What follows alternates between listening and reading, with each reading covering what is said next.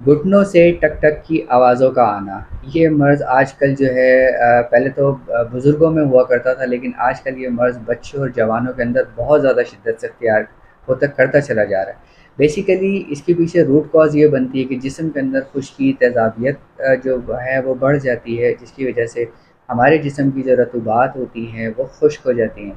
तो क्योंकि साइनल फ्लूइड होता है हमारे घुटनों के अंदर, वो बेसिकली खुश्क होता चला जाता है, जिसकी वजह से ये मर्ज़ आता है। फिर इसमें प्लस कैल्शियम की कमी भी एक मैटर करती है।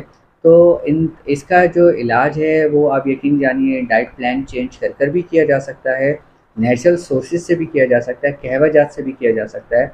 इसका इलाज करना बहुत ही सिंपल वे में आसान है, और लेकिन इसको ट्रेस करना, सबसे पहले इसकी वजूहात को जानना कि जिस्म में क्या गर्मी बढ़ी है या खुश्की बढ़ी है। ये तशख़ीस का अमल सिर्फ़ और सिर्फ़ आपकी, अगर कोई पैथी कर सकती है, वो सिर्फ़ हर्बलिज़्म, नेचुरोपैथी ही तरतीब दे सकती है इस बात को।